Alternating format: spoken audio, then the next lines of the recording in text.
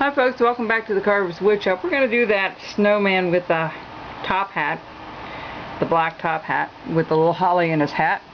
And I had 3 of these up on as a what you wanted to decide what you wanted to do. I have a sitting one here with a candy cane with some boots, and then I have this one with the wreath, and then I have this one that's just regular standing with, and this is the one that was voted the most, and this one came in second.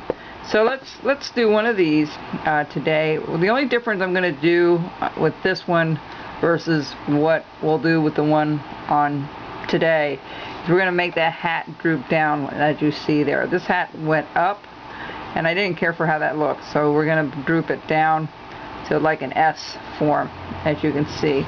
These are 3 inches tall, and it's about a ½ an inch from, I marked it already, it's about a ½ inch from the top to the bottom line, and about an inch from the back to the bottom line, and about 3/4 of an inch, maybe not even that, maybe 5/8 of an inch on either side. Okay, so what you want to do is have like an S shape going when you look at it from the profile side or from the side. Alright, so this is the one we're going to do, but we're going to change that hat a little bit to match what's on this one. Okay, so we'll put that aside. We'll get carving here. I always start with the hat first because I figure if the hat doesn't work, you don't need to do the rest of it. So what we're going to do is we're going to just do the front here. We're going to just cut straight in, a little bit at an angle, not too bad. Okay, we're going to go here to the side, and we're going to do each corner the same way, just like we did with the pilgrim. Alright, the back. I soaked this block a little bit. Like I said, this one batch was a little bit harder than I liked, I found out in the barn, and of course I didn't want it to go to waste because basswood can be expensive. I'm using a Murphy knife. Please put on a glove and a thumb guard if you're doing this.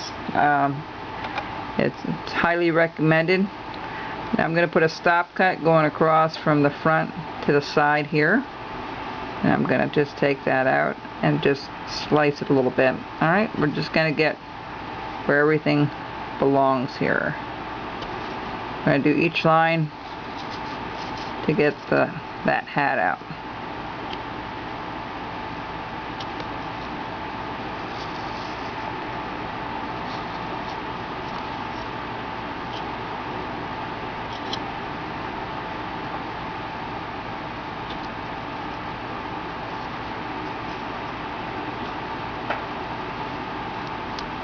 Alright, once we have all those done and popped out of there, let me do one more pass. Sometimes you have to do more than one pass. Don't try to do everything at once. You just take your time. I'm trying to go a little faster because I'm rushing towards a little time limit here with the video, so I try to get as much in as I can to show you. Alright, so that's where we're at with that. Okay, then we're going to start doing the top. But just like the pilgrim, the hat goes down a little ways. So the first thing I'm going to do is I'm going to put the outline for the outside of the brim of the hat. So, and I'm going to go down. Okay, I'm going to go down a little bit, not straight across, down a little bit, and then we're going to just cut it in, and then I'm going to just sliver that off.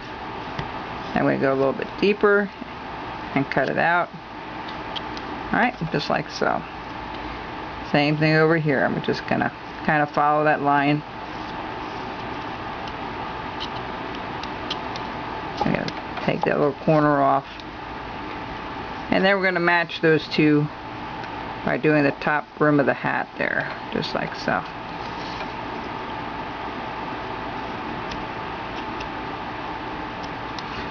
This isn't going to be real deep. The deeper parts are going to be right at the corners. It's always going to look like a block. Okay, see how we have it looking like a block? If you look at the bottom, we give it the illusion that it's round. Alright, so I'm going to do this side over here. same way.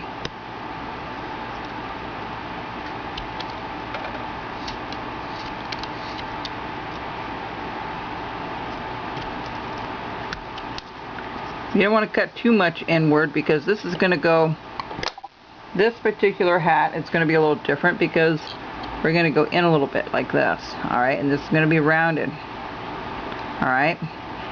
That's kind of just the idea of what this will look like, alright. So we have to be mindful of that a little bit. I'm going to cut the top part of this one off.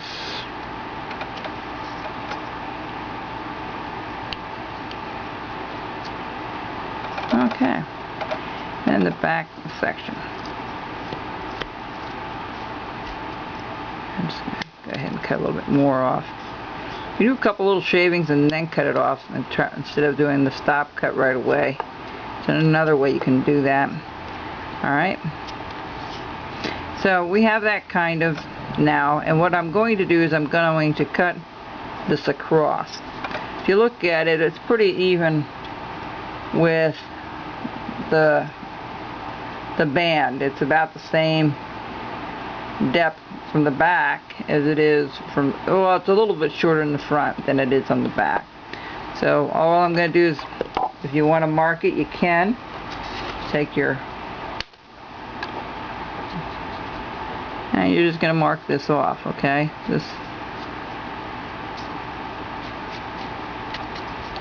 actually it's going to go to the front there, okay? Almost to the front. Now this here I'm going to round off a little bit at the front, right? And I'm going to round this off a little bit here, and this a little bit here, and this will come off anyway. So let me just start going across. Now your knife really has to be sharp for this, okay, folks? Let me get my other knife. I think that's, I sharpened up a bunch of them. Haha. Here we go. Oh, see? And you know, it's funny, knives are a little bit different. Some knives will work in different situations better than other knives. For instance, your detail knife, if you have one, if you have a Murphy knife, it does really both. But if you have a really tiny detail knife, sometimes they can slice better through things because it's thinner. If it's too much of a bevel on these things, they will not work as well. Let me go down a little bit more. Okay. I usually like going from side to side because then you get both sides. I'm looking at it from the profile side here.